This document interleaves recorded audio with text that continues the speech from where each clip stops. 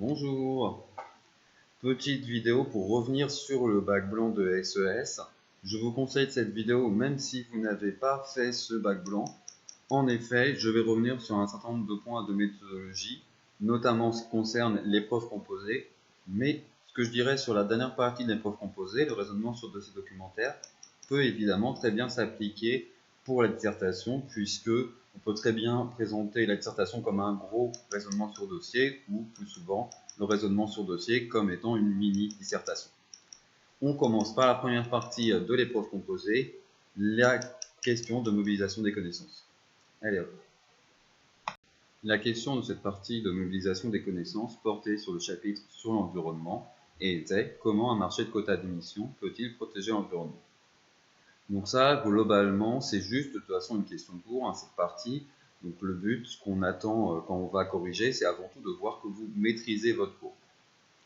On vous conseille, mais ce n'est qu'un conseil, ce n'est pas obligatoire, et si vous ne le respectez pas, ce n'est globalement pas très grave, d'organiser votre réponse en appliquant la méthode AEI. Vous commencez par affirmer l'idée générale, l'essentiel de votre réponse, vous expliquez ensuite, éventuellement en apportant des définitions, et vous terminez, idéalement, c'est pas toujours possible, c'est parfois un peu compliqué, par une illustration, donc un exemple.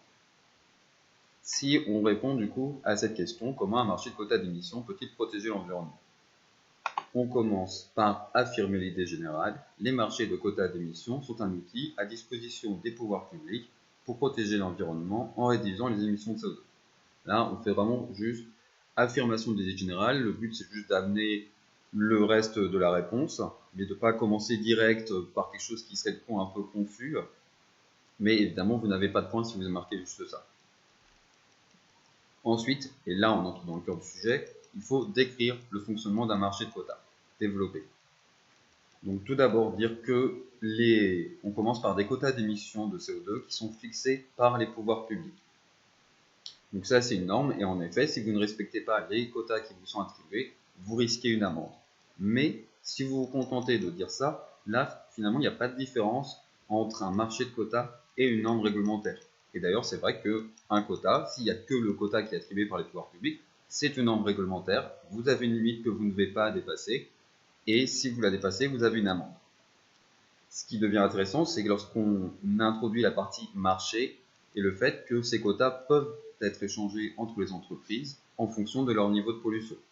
Vous allez avoir des entreprises qui vont polluer moins que leurs quotas, qui vont pouvoir revendre du coup les quotas dont elles n'ont pas besoin à des entreprises qui, elles, à l'inverse, vont polluer plus que leurs quotas et qui vont donc acheter ces quotas supplémentaires.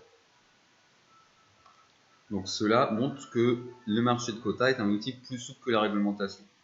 Au lieu d'avoir une limite qui serait la même pour tout le monde, ou en tout cas qui serait fixée et par laquelle il n'y a pas de possibilité de moduler, là vous avez des quotas qui dépendent de vos émissions et de vos besoins par conséquent, et qui peuvent encore s'ajuster à travers ce fonctionnement d'échange de marché de quotas. Et qui plus est, les marchés de quotas, comme la taxation, ont un caractère incitatif. Au lieu de dire vous avez un quota à ne pas dépasser et si vous ne dépassez pas, c'est bon, ça s'arrête là, on vous pousse à réduire encore plus vos émissions, à aller encore plus en dessous du quota pour pouvoir ensuite revendre les quotas dont vous n'avez pas besoin et ainsi gagner de l'argent. Donc non seulement en polluant moins, vous évitez de payer une amende, mais en plus vous pouvez gagner de l'argent en revendant les quotas dont vous n'avez pas besoin. Donc il fallait bien, voilà, ces trois éléments, notamment en tout cas décrire le fonctionnement d'un marché de quotas, car ça c'était pas parfait, il y avait plein de choses où vous aviez notamment que la partie quota d'émission, et là, s'il n'y a pas le côté marché, on est quelque chose qui n'est pas suffisant, on ne voit pas l'essentiel du fonctionnement d'un marché de quota d'émission. Et on termine par la partie illustration. Donc là, l'exemple que vous pouvez donner, c'est le système communautaire d'échange de quotas d'émission. Si vous parlez juste du marché de quotas d'émission mis en place par l'Union européenne, c'est parfait, donc en l'occurrence depuis 2005. Cette partie illustration, c'est peut-être la plus compliquée à avoir dans une question de cours. On n'a pas toujours des exemples auxquels on peut penser. Parfois, dans le cours, il y a eu des exemples qui ont été cités, mais ce n'est pas toujours le cas.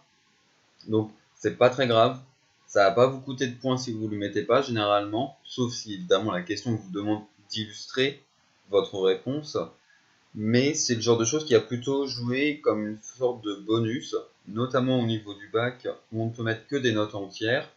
Avoir un exemple qui montre votre connaissance du sujet, votre connaissance de l'actualité, va peut-être pousser le correcteur ou la correctrice à plutôt mettre la note supérieure que la note inférieure. Si par exemple on hésitait, on était au niveau d'un 10,5, est-ce qu'on met 11 ou est-ce qu'on met 10?